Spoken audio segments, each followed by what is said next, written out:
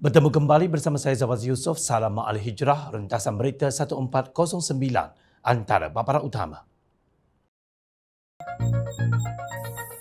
Perdana Menteri diserang kerana beliau hebat kepimpinannya.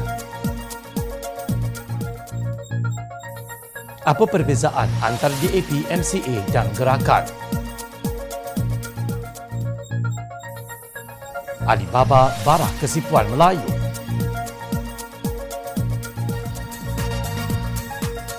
Kemana perginya kekebalan Sanusi?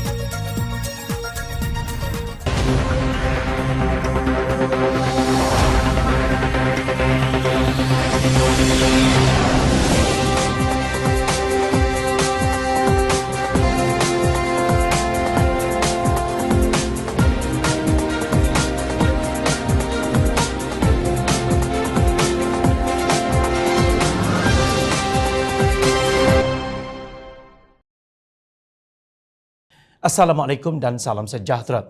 Timbalan Presiden PAS Datuk Seri Tuan Ibrahim Tuan Man menegaskan serangan Pakatan Harapan dan Barisan Nasional yang berterusan terhadap Menteri Besar Kedah Datuk Seri Muhammad Sanusi Muhammad Noor dilakukan kerana kehebatannya mentadbir Kedah. Seolah-olah pilihan raya ini hanya Sanusi sahaja. Pasal apa?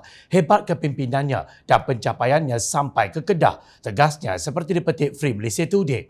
Namun rakyat yang bijak tahu laporan polis terhadap Muhammad Sanusi yang Tuan Ibrahim tafsirkan sebagai serangan itu bukan tiada asasnya. Sebagai contoh, baru-baru ini Muhammad Sanusi didakwa menghina dan memperlekehkan Sultan Selangor, Sultan Sharafuddin Idris Shah, merhubung perkenan baginda melantik Datuk Seri Amiruddin Syari sebagai Menteri Besar Selangor dalam satu ucapan ketika berceramah pada program anjuran Perikatan Nasional di Selangor. Koman, Sultan Teratu hampa bayangan tengok Menteri Shah. Sultan hebat macam tu tak akan pilih Menteri Besar Cokir macam Amir tu. Menurut Ketua Polis Negara Tan Sri Razarudin Hussein, setakat ini polis menerima 57 laporan mengenainya. Antara yang membuat laporan polis termasuk Ahli Dewan Diraja Selangor, Datuk Imran Kadir yang berpendapat Muhammad Sanusi menghina institusi Beraja Selangor kerana Sultan memiliki prerogatif dalam pelantikan Menteri Besar. Jumaat minggu lepas, Muhammad Sanusi yang juga pengarah pilihan raya Perikatan Nasional mengutuskan warkah memohon keampunan kepada Sultan Selangor sambil mendakwa ucapannya bukan menghina institusi raja itu tetapi diputar belit oleh pihak lawan. Itulah alasan yang biasa digunakan apabila lidah mereka terlalu pantas melakar kata-kata nista mengalahkan akal kurniaan Allah Subhanahu Wa Taala. Malang bagi Tuan Ibrahim dan Muhammad Sanusi. Sultan Selangor tidak meremehkan isu penghinaan Muhammad Sanusi terhadap institusi Raja-Raja Melayu.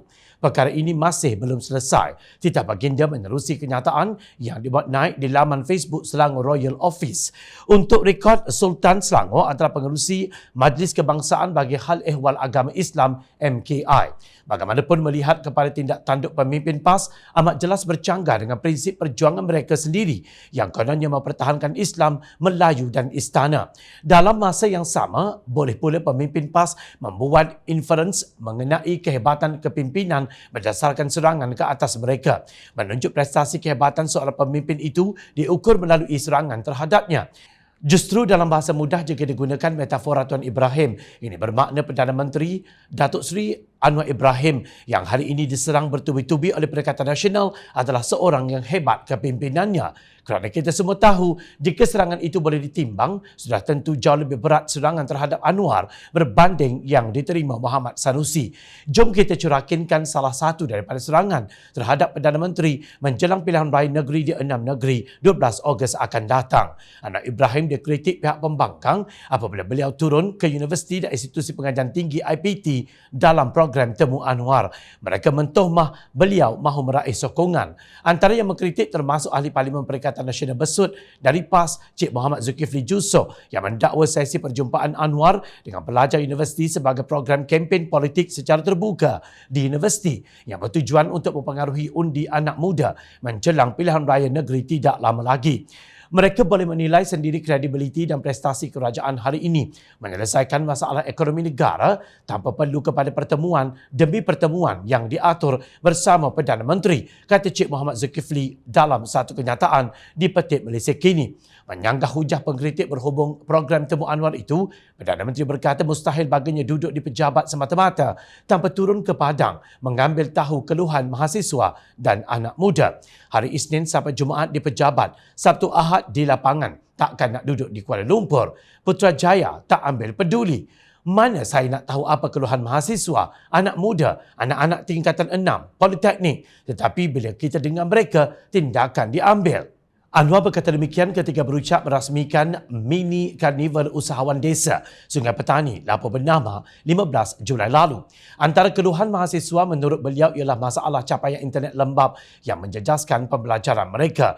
Menurut Perdana Menteri setelah bercakap dengan Ketua Pegawai Eksekutif Tesla, Elon Musk, beliau memberitahu Menteri Komunikasi dan Digital Ahmad Fahmi Fazil supaya membeli peranti Starlink dengan segera untuk dipasang di mana-mana sahaja universiti yang memerlukan. Bolehkah PMX mengenali keluhan dan masalah anak muda jika sekadar menulis berjala-jala di Facebook ayat-ayat retorik yang disulam dengan firman Allah dan hadis Nabi untuk kelihatan hebat dan berilmu tinggi? Anwar tidak sama dengan Perdana Menteri ke-8 Tan Sri Mahyadi Mat Yassin yang juga pengerusi Perikatan Nasional. Bayangkan jika Ahli Parlimen Pakatan Harapan Tambun ini mencontohi Ahli Parlimen Perikatan Nasional, Pagoh, yang menutup pintu Parlimen dan sering ponteng mesyuarat Dewan Rakyat yang diadakan. Namun, sangat aneh apabila Anwar keluar pejabat untuk menyantuni anak muda yang juga rakyat Malaysia pada hujung minggu, beliau masih lagi diserang. Salahkah jika pemimpin negara mengajak anak muda menyokong usaha kerajaan yang baik untuk mereka dan generasi akan datang? Ingat, kritik dibenarkan, tetapi penghinaan terhadap institusi Raja-Raja Melayu bukan kebebasan bersuara. Muhammad Sanusi menerima padah disebabkan keceluparannya sendiri. Terpulanglah kalau anak-anak muda masih mahu terus diperbodohkan oleh pemimpin mereka. Kedudukan UMNO dalam kerajaan perpaduan menyaksikan parti itu melakukan penjajaran politik yang sangat signifikan. Ia termasuk mengadakan kerjasama politik dengan seteru politik sebelum ini, DAP dan juga PKR. Perhimpunan Agung UMNO sebelum ini menjadi sejarah kerana dihadiri pengerusi Pakatan Harapan PH, Datuk Seri Anwar Ibrahim yang juga Perdana Menteri. Bekas timbalan Presiden UMNO itu kali terakhir hadir ke Perhimpunan Keramat itu pada 25 tahun lalu. Ia sekaligus menjadi medan kepada UMNO menjelaskan kepada pemimpin akar umbi dan ahli mengenai kebersamaan parti itu dalam kerajaan perpaduan. Umum mengetahui penyertaan UMNO dalam kerajaan perpaduan adalah keputusan elit politik ketika itu bagi memastikan kerajaan dibentuk dan kestabilan politik dapat dibina pasca pilihan raya umum ke-15 PRU15.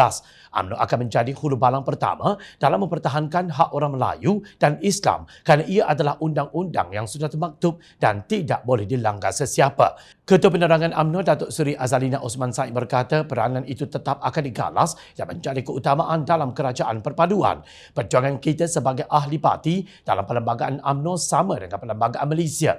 Apabila kita jadi kerajaan perpaduan, itulah ukuran pertama kita sebagai ahli parti, iaitu memperjuangkan, mempertahankan dan memberi perlindungan kepada isu utama kita dalam perlembagaan, isu orang Melayu, agama Islam dan Raja Melayu, ujarnya. Jelas beliau, kekuatan UMNO adalah dari akar umbi yang tidak membenarkan sebarang unsur sabotaj dalam sistem mereka. Rezeki tak salah alamat. Kalau kita punya, kita lah. Kalau tak ada, tak mengapalah. Tapi sekarang Allah sudah beri peluang kita jadi kerajaan negeri. Kenapa tidak?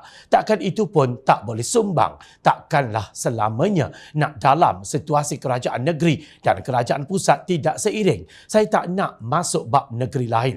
Sekarang ramai betul yang sensitif mengamuk maki hamun sana sini.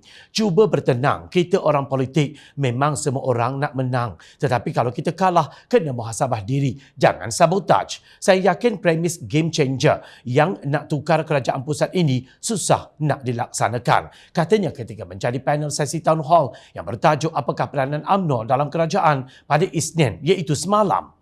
Tambah beliau Datuk Seri Ahmad Zahid Hamidi sebagai pemimpin tertinggi dalam parti dan kerajaan membantu menstabilkan lagi sistem manakala kebersamaan kerajaan negeri dan pusat akan memudahkan rakyat dibantu. Sementara itu, Datuk Seri Ahmad Maslan menyeru ahli UMNO agar bersikap terbuka kepada dinamika politik baharu parti itu dengan memberitahu akar umbi parti supaya menghentikan sikap fobia terhadap DAP. Tampil sebagai panelis sesi Town Hall UMNO bahagian Kota Raja di Klang malam tadi, ahli Majlis Tertinggi UMNO itu berkata DAP antara lain telah menerima Islam sebagai agama persekutuan Malaysia dan kedudukan istimewa orang Melayu di negara ini. Menurutnya, parti komponen Pakatan Harapan PH itu kini menyamai parti komponen BN atau MCA dan bekas sekutu mereka Gerakan. Apa bezanya DAP, MCA dan Gerakan? Mereka semua parti berasaskan Cina. DAP adalah parti berasaskan Cina. Begitu juga MCA dan juga Gerakan. Apalagi mereka makan daging babi, berjudi, minum arak seperti yang dilakukan oleh kaum Cina, iaitu bukan Islam. Itu perkara biasa. Tetapi Gerakan tidak memenangi sebarang kerusi pada pilihan raya umum ke-15 PRU15, manakala MCA hanya memenangi 2 kerusi. DAP pula memenangi 40 kerusi sejak 2008. Masyarakat Cina telah mengalihkan sokongan mereka untuk memihak kepada DAP. Pada pilihan raya umum 2018, hampir 95% pengundi Cina mengundi DAP, manakala hanya 5% yang mengundi MCA. Sampai bila kita dalam dinamik politik tak nak buka minda apabila bercakap mengenai DAP, kata Ahmad yang juga Timbalan Menteri Keuangan.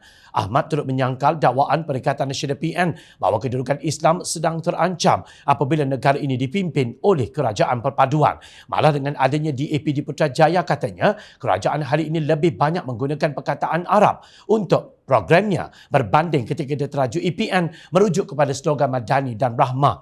Tambahnya, Perdana Menteri Datuk Seri Anwar Ibrahim juga sering menjemput golongan ulama untuk datang ke Malaysia selain menunaikan solat Jumaat di masjid berbeza setiap minggu. Pernahkah anda mendengar perkara ini dilakukan semasa bersatu dan PAS memimpin negara? Tidak, bukan. Benar, mandat dan kuasa dimiliki UMNO. Sebagai parti kerajaan, wajar dimanfaatkan sebaiknya untuk kepentingan orang Melayu dan Islam di negara ini. Secara tuntas, naratif UMNO memikat orang Melayu tidak boleh lagi bersifat romantisme, tetapi meletakkan agenda Melayu berkemajuan, dinamik dan progresif. Usaha UMNO untuk memulih dan mengembalikan keyakinan orang Melayu masih diteruskan selepas parti itu sudi hidup sebumbung dengan DAP dan PKR dalam kerajaan parti campuran hari ini.